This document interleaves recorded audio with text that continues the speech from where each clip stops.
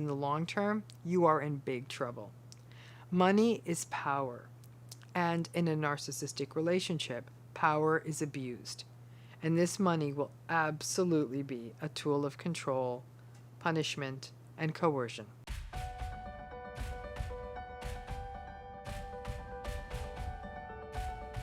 Today we're going to talk a little bit about the narcissistic person's hypocrisy about money. Now, the entire goal of this series is really to get to the core of some of the really complicated issues around money with narcissistic people. Because money is such a source of power and validation, as you can imagine, it can really become an uncomfortable space with narcissistic people. So let's talk a little bit about this, okay? So you're pretty darn clear now that narcissistic people use money to control other people, to get status, to get validation, to punish people, and if they don't have it, it sets off a vulnerable narcissistic cascade of sullenness, victimization, and rage. And another really difficult theme around money, especially in any kind of narcissistic relationship, is their financial hypocrisy and double standards around money. Any of you who've ever been in a narcissistic relationship have noticed that there are definitely two sets of standards. Now, what does that mean? Remember that hypocrisy is closely related to entitlement. One set of rules for you, one set of rules for me. Do as I say, not as I do. And it's a classical part of the narcissistic presentation and definitely plays a role in the financial piece. The financial hypocrisy of narcissism is such that a narcissistic person will have no problem spending lots of money on themselves or for themselves, but will become cruelly miserly when it comes to the basic needs of the people around them. Much as was laid out in the shaming series, they will shame people for spending money on themselves. Wow, you are selfish, spending that much of your money on a new coat. But they'll turn around and do it themselves.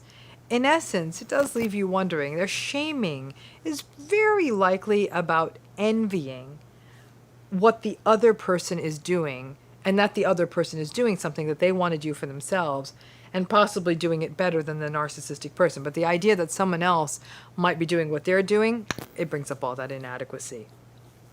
The two sets of rules around money for anyone with a narcissistic and entitled style, one set for themselves and another set for all other people, all of this makes money really complicated in any kind of narcissistic relationship. In fact, these kinds of hypocrisy-laden conversations about money are often what get people into the abyss of defend and explain and engage with narcissistic people. The narcissist may shame or judge someone for purchasing something or spending money on a particular experience and will then turn around and do it on themselves. And you will be sputtering and saying, but, but they will find a way to make it seem as though their situation is truly different. And heaven help you if you record them or put documentation of the hypocrisy back in their face. They will then write you off as petty and sort of surveillance-y and even paranoid for doing that.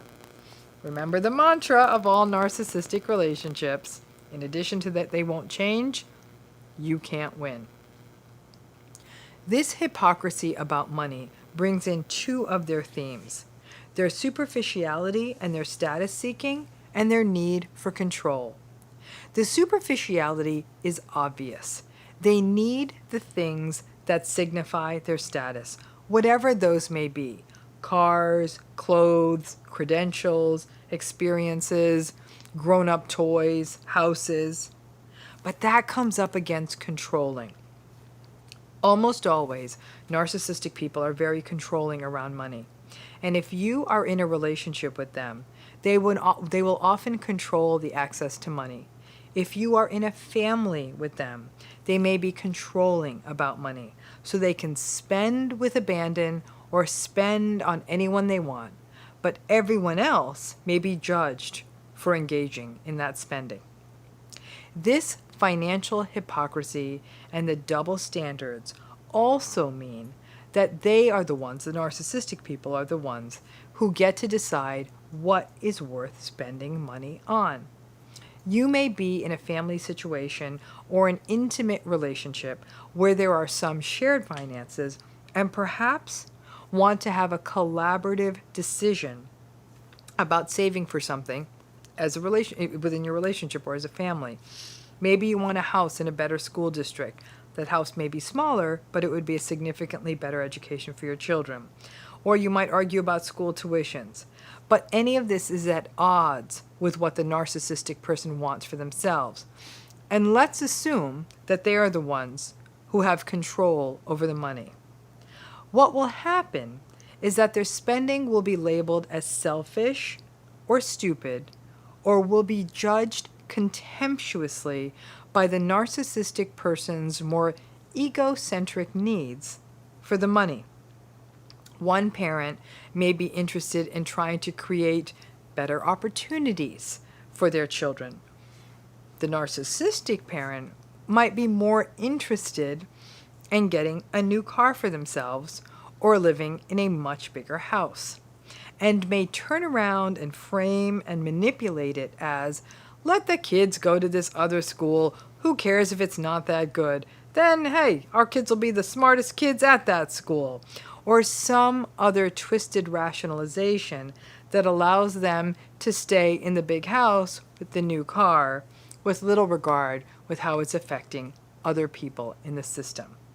Keep in mind that the self-righteous part of narcissism can result in them making no compromises around taking it and taking a sort of simplistic view about it. It's my money. I earned it. I can do whatever I want with it. So they take a role if they earned it. So sometimes earned can be a bit subjective, but it's their money. So then they can spend with abandon. And yet they will criticize how other people spend the money that they themselves earned. It's back to the you can't win. Waiting for them to sign off and approve of how you spend money or do anything else in your life is like waiting for a train that is never going to come. This egocentricity about money can result in lots of inconsistency around it. And then, every so often, to get supply, the narcissistic person will engage in a generous flourish with their money, confusing everyone, who may now want to view the narcissistic person as generous. But keep in mind that spending was self-serving, they were spending this money on other people to get them narcissistic supply, not just to be generous to somebody else. Everything the narcissistic person does has to be viewed through the lens of how does it benefit them. Do as I say, not as I do, are words that narcissistic people live by. Their two sets of rules on money can be extremely galling when it comes to a relationship. And to be criticized for spending when you are in a relationship with someone who is spending it far more irresponsibly or selfishly can really be gaslighty and enraging. Remember, in the narcissistic person's mindset, everything is seen through only one point of view: what works for them, what gives them supply, and what allows them to better regulate themselves. Your spending goals, your needs, your plans are completely irrelevant. We know that in any kind of relationship, that financial issues may be the most contentious and often destabilizing type of issue that there is in close relationships, and likely cause the most relational disruption. Pay attention to these financial hypocrisies and double standards early on, because they definitely show up early on. If you aren't in agreement about money, whether realistically or philosophically, even early in a relationship, you never will be. Especially if you are with someone whose attitude about money is that it's all about me, And the way they approach money has massive blind spots. But financial stuff, again, philosophically, conversations about money with narcissistic folks early on will definitely show double standards and other red flags. Pay attention to those. Let me tell you, when it comes to money, sometimes that kind of rigid thinking rarely shifts, and we know narcissism is an extremely rigid style. But, a lot of us think of how generous and grandiose narcissistic people are with money. Let's talk a little bit about stinginess. The funny thing about narcissistic personality is that it is not a unidimensional, one-way only construction. It can look different ways because there are so many subtypes of narcissism, and money brings out the worst of it. One of the most confusing things regarding money with people who have narcissistic personalities is how they go back and forth between being either really, really stingy and miserly to being really almost overly generous. Well, there's a reason for that, and so let's break some of that down. Let's start with the stinginess, right? That's what we were leading with.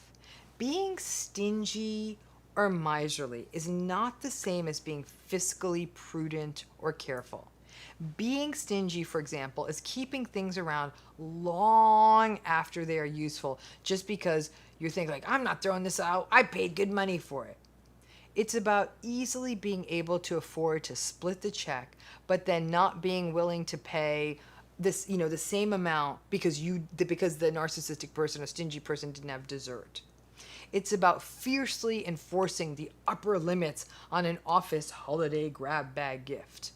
It's about keeping track of how much money they spend each year on family birthday gifts and then reminding everyone how much they spent. It's about telling an elderly parent that, this year I think I may not give you a birthday gift because I had to chip in a little extra money for your wheelchair or your walker. It's gross. It's petty. It's small-minded. It's uncomfortable. And it is not done out of necessity, but out of a real mean-spiritedness. And you can see how the stuff of narcissism comes into play here. The lack of empathy, the entitlement, the low-grade paranoia, and the sense that people are always trying to take advantage of them. It's not about big-ticket stuff that has real financial ramifications. And stinginess is often accompanied by rumination. They will track every cent and even keep these bizarre records. So for example, if there is a divorce or a will or an estate or a trust or even a friendship, be prepared that they would present someone with a bill for past anniversary gifts or childhood expenses or a dinner you had years ago just because they're mad. There is a meanness to stinginess, and it overlaps quite clearly with the meanness of the narcissistic personality. But what confuses the hell out of people is that sometimes this very same narcissist, and if not this one, others, can be very generous, almost grandiosely generous. Think love bombing, expensive gifts, big nights out. Narcissistic folks may throw down the credit card and pick up the check for a big group of people on dinner out or a bar tab. Everyone will clap and congratulate them. Oh, thank you. Oh my gosh, you're so generous. And you can see how much the narcissistic person loves that grandiose moment. But at the same time, if you watch really carefully, you can see it on their face. They love the grandiose moment and the show of it all. But there is a tiny resentment underneath the mask. It's primal. At a primitive level, they know they got the narcissistic supply, which relieves the tension because they always need it. But now we'll slowly start the nagging, ruminative doubt of they only like me because I paid for this big dinner. And I will guarantee you they will bring it up at some point in some future argument. Ugh, your friends are such freeloaders. I'm sure they want me to come. They expect me to pick up the check. I picked it up that one time. They expected that. Or your family's a bunch of users, and they're always just waiting for me to pay. Or, ugh, "You're such a gold digger, always looking to me for money." Even when the reality was that everyone was not only fully ready to split the check, but really, really were pushing and trying to. But nope, the narcissist needed their grandiose moment. Remember the golden rule of narcissistic relationships: you can't win. As a general pattern, narcissistic personalities tend to be generous when it is public, when it will get them supply, when it will get them noticed. It's what we can call something called agentic generosity.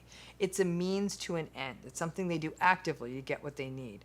It's not in the spirit of generosity, the idea of like, I'm lucky enough to have, and it makes me happy to share what I do have. And they might even think like, gosh, everyone around this table has been really kind to me, and it's nice on this day to be able to do something nice. No, no, no, no, no. For narcissistic people, everything's a transaction to get something, usually narcissistic supply, or to posture.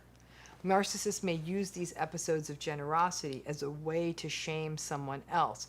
They'll toss down the card and say to someone at the table out loud in front of everyone, hey you, I know you're going through a tough time, and I know that your job doesn't pay that well.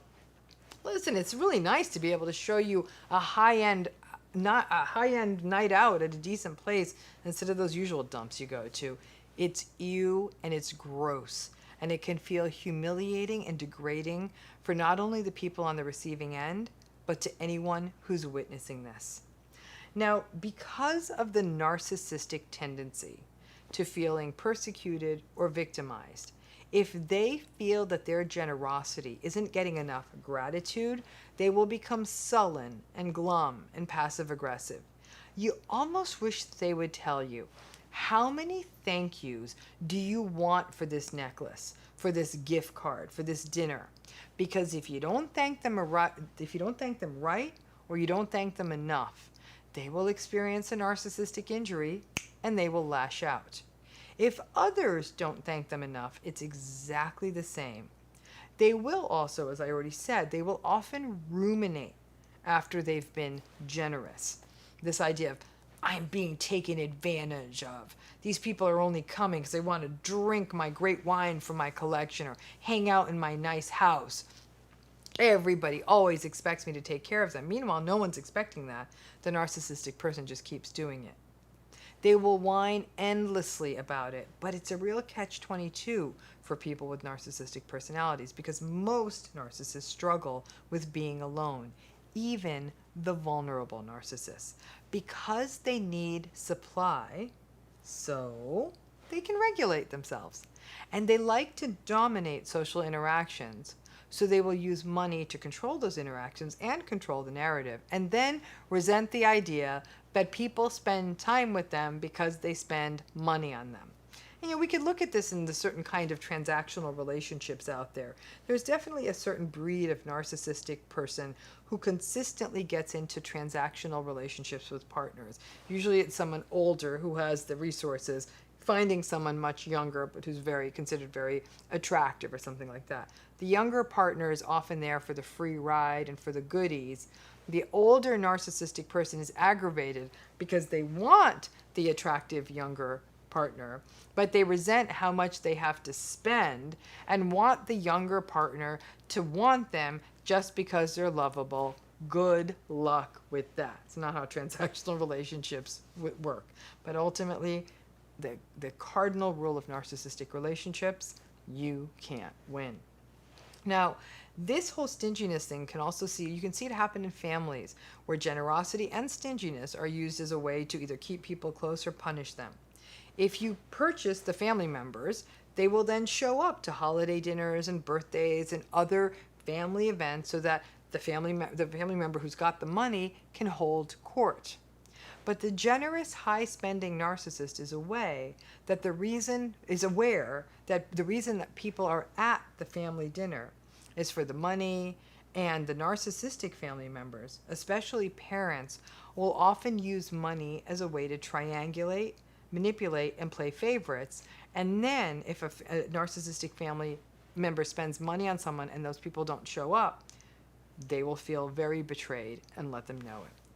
Now, over time, especially in a classically love bomb to value discard cycle, the transition from generosity to miserliness can be seen.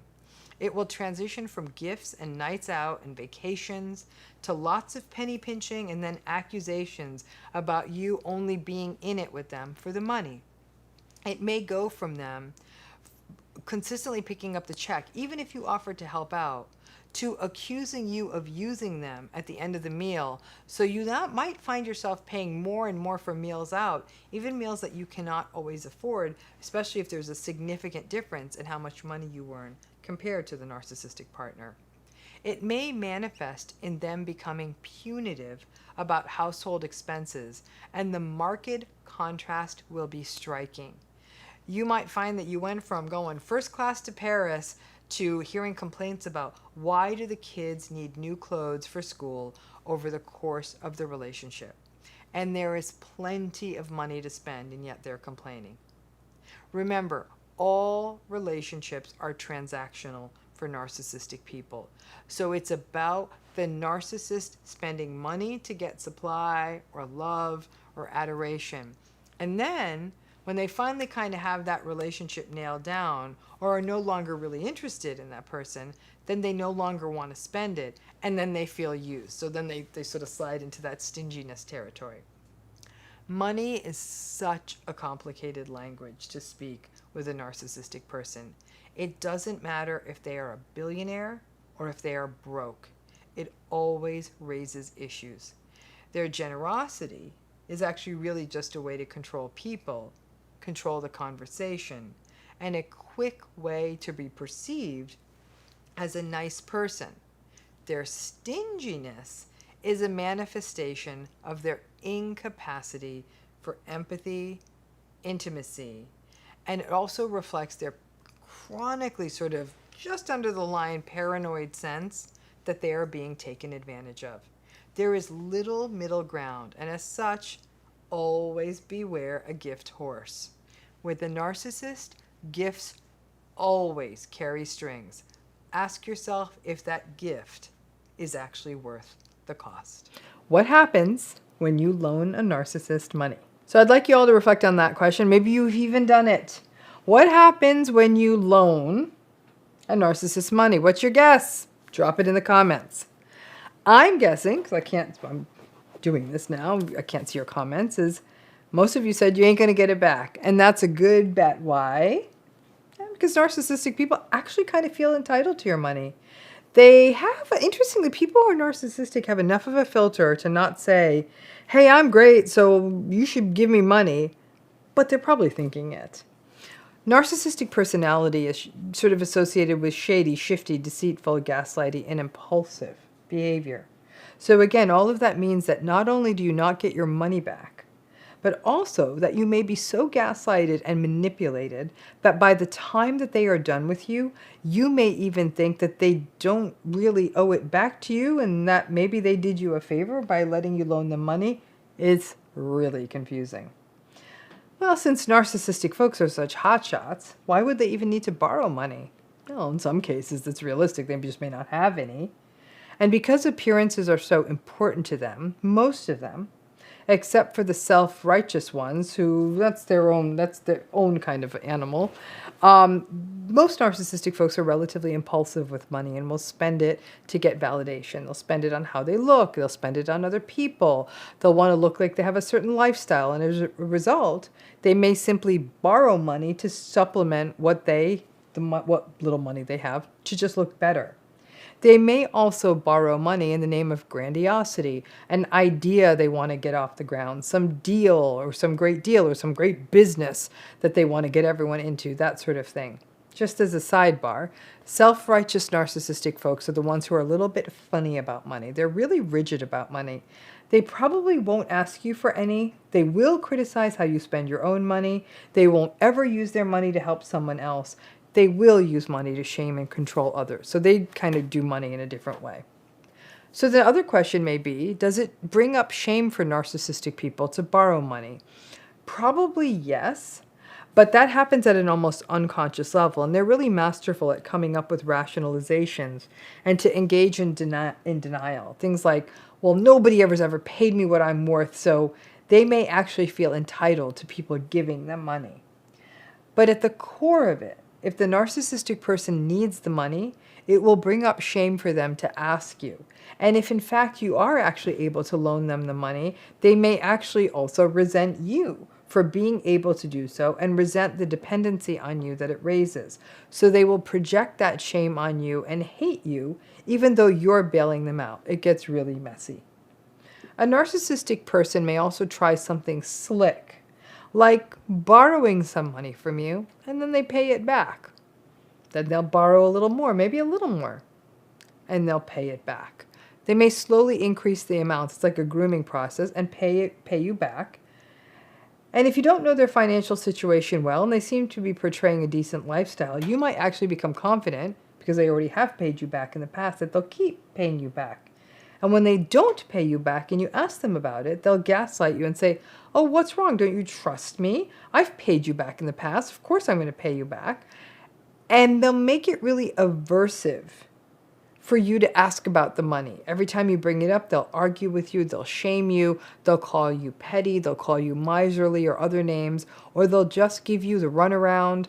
And this behavior may leave you questioning yourself and also disincentivize you from having the conversation with them. And you just may not want to keep asking them because the conversations are so convoluted and you just simply get exhausted. The way a narcissistic person gets money from you may not even be a direct ask. It may be a version of backdoor borrowing. They might say something like, I forgot my credit card, can you front me? My ATM card isn't working, my Venmo isn't working, my PayPal isn't working, can you just cover me? I'll obviously pay you back so it's not a loan. But then you may find yourself having to ask for the money back. They'll claim like, oh, I forgot about it. And if you're someone who's conflict or request averse and don't like asking these things, this may start getting really uncomfortable for you. And in fact, when they first ask you to front them, and if you were to ask something like, hey, are you going to pay me back? They may even contemptuously sniff at you and say, please, of course I'm going to pay you back. Who do you think I am? Do you think I'm some kind of freeloader? And then you may feel bad for suggesting otherwise. So it all becomes a very twisted manipulation. Getting into any kind of financial setup with a narcissistic person is always going to be a mess. Money has too much surplus meaning for them, so it will always end up badly. But it's not always the straight up loan as much as it is the backdoor ask that creates the problems.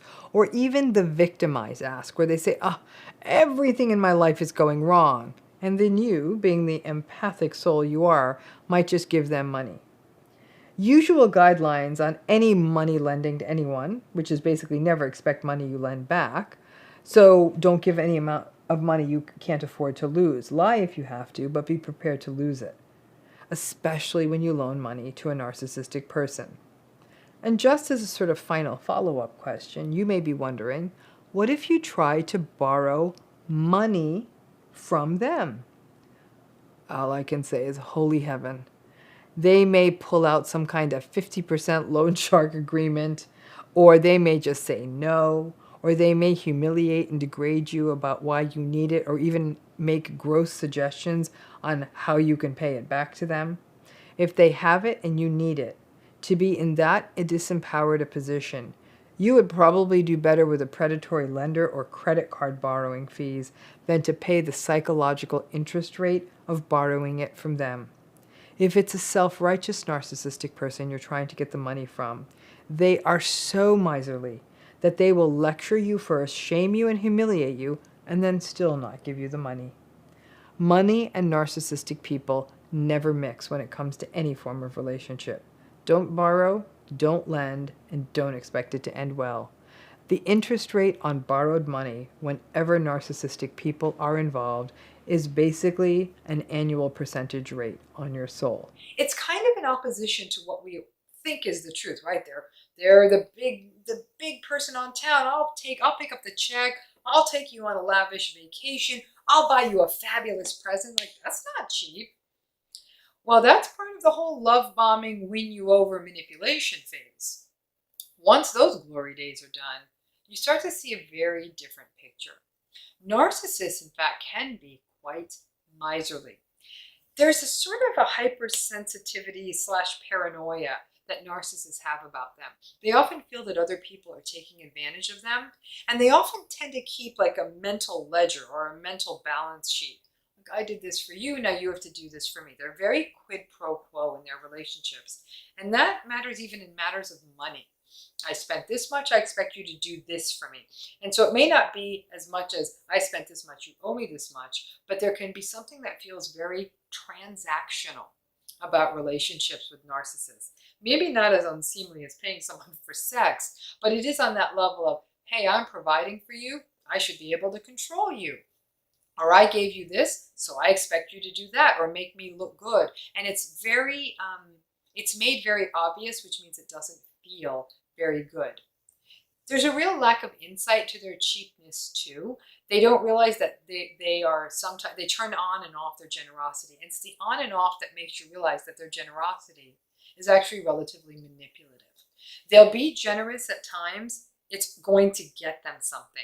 So when they pick up the check for everyone, it's so they can look good to a large group of people.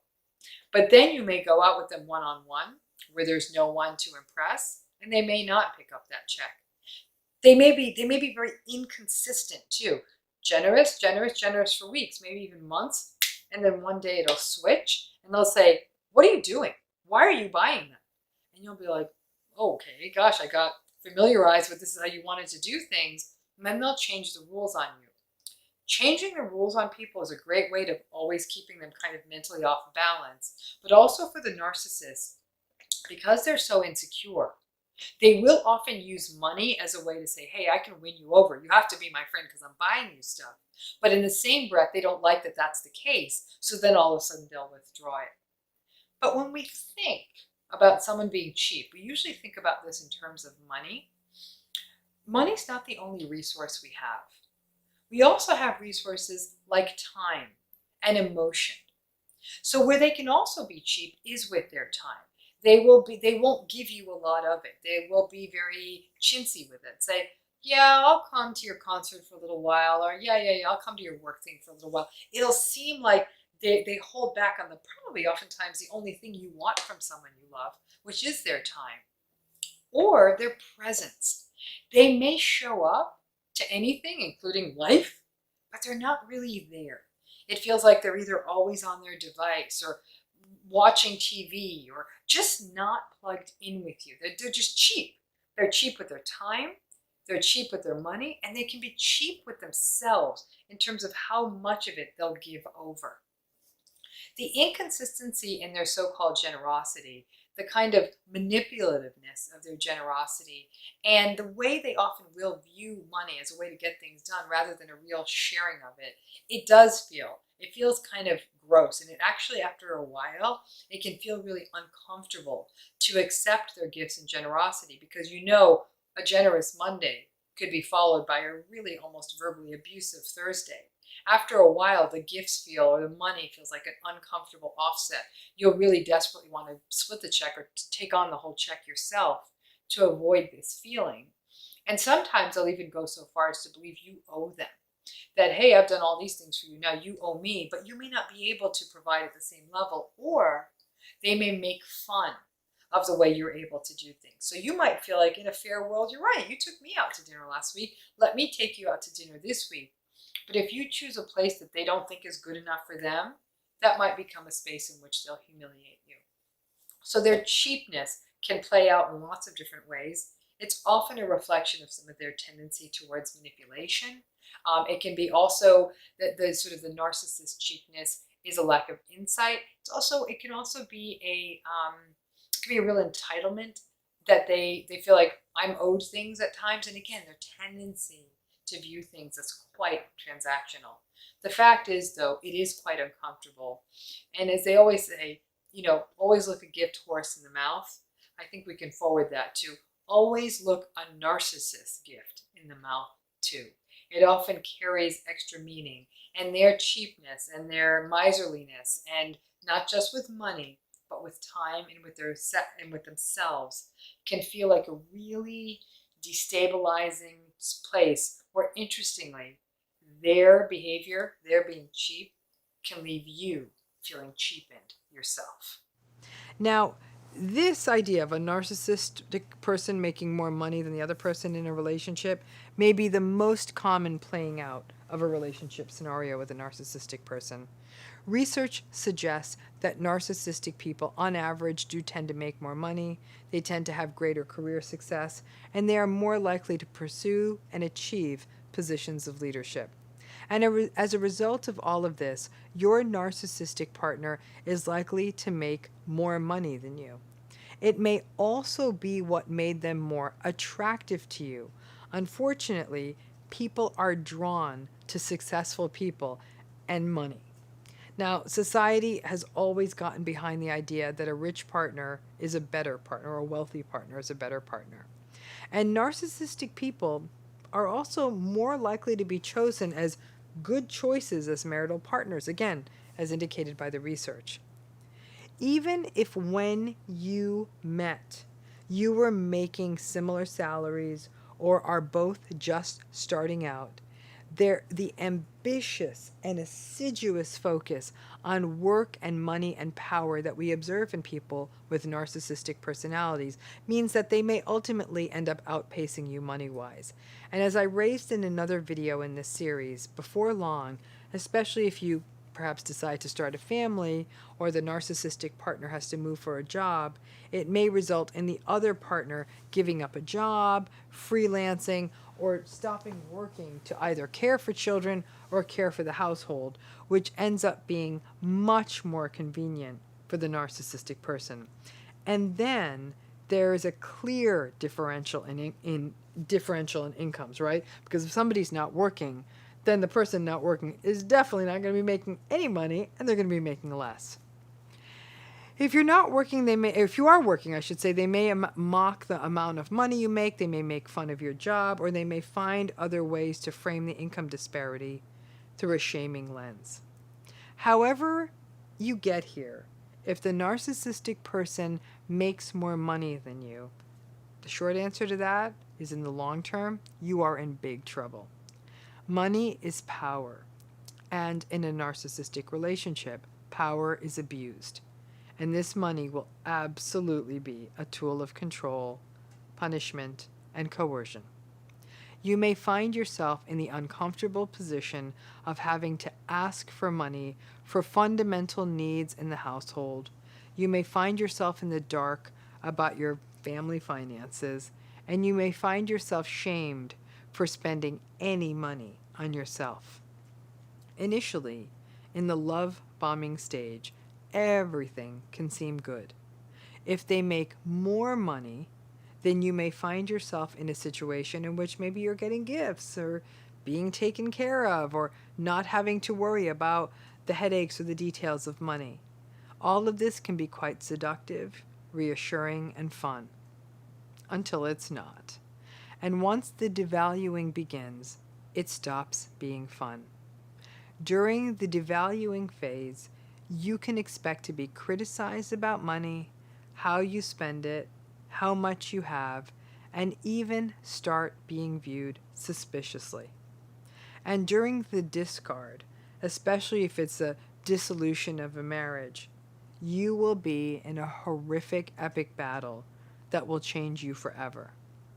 Listen, the narcissistic partner may be the one who encouraged you to pull back at work, and now they are criticizing you for not bringing in enough. If it ends up proceeding to a full-on divorce, narcissistic people who make more, even much more money, even though by the letter of the law in family court are supposed to pay spousal support, they will fight that requirement tooth and nail. The power differential engendered by a narcissistic person making more money in a relationship can make the relationship very uncomfortable for a very long time. Another issue that makes this challenging is the suspiciousness that accompanies the narcissistic personality style. The suspiciousness that is observed in narcissistic personalities can sort of look like a low-grade paranoia, a kind of constant victimization, and a chronic sense of persecution, and that, like, the sense that other people are out to get them. As a result, if they are earning more money, then there's a constant suspiciousness that you are taking advantage of them, that you are only in it for the money, that you, in essence, are basically a grifter. And yet, if you were to raise the idea of earning your money or earning your own money or pursuing a job or something in your career that would result in more money, in more than a few cases, they will either mock that idea or even get angry at you for thinking that they aren't earning enough. Remember the mantra, you can't win. Listen, unless you are in a really strangely unique situation where you are in a relationship with someone who maybe has the same job as you at the same level, in any relationship, someone is always going to make more money. When there are two healthy people in a relationship, then there are shared conversations about money, collaboration about family budgets, clarity on role expectations, an attempt to create equality in other ways in the relationship. In a narcissistic relationship, they want the power that comes from making more money and will use that differential, that income differential, to control, punish, or to harness as a sort of weapon to get what they need. There can also be a strange culture around gift giving in a narcissistic relationship. They might buy from time to time, might buy you expensive gifts and expect you to ooh and ah, but when you need basics for the household, you will be met with resistance. In a family system, it doesn't play out so clearly. If other family members make more money, the same themes of suspiciousness and coercion and power abuses will also unfold. And by and large, it's always best to go Dutch in these family situations and not expect the narcissistic family members who make more money to actually step up. Now, more people in close relationships are in this situation of somebody making more than the other than not, believe it or not, because it is more probable, like I said, that the narcissistic person will make more money. Be aware that other than in the earliest days of love bombing, this dynamic will rarely be healthy in the long term. The most important thing to remember is that no matter what relationship you are in, healthy, narcissistic, you name it, always stay on top of the finances. Never assume that another person is taking care of them. Even if you don't care for money and figures, even if the two of you don't have a lot of money, figure it out. If somebody really pushes back early in a relationship on you really making inquiries about money and how you budget and how you manage it, that is a massive, massive red flag. Nobody should ever be unclear on their own financial picture. This lack of interest in your own finances is a position that a lot of narcissistic people will take advantage of. And when they make more money, they feel entitled to having access to information and not being transparent with you. Again, if it's early days, you may really want to consider if this is healthy for you, because it can be really risky if and when things go south. Because what you could find yourself is fighting the battle of your life for money that you need. And if you've been out of the workplace for a long time, it can be very hard to make up that difference. So this power differential created by somebody making much more, and not only the power differential, but the need for power in somebody who has this kind of personality, can make this a precarious place. So make sure you educate yourself and train yourself to be your own financial advocate. Thanks again.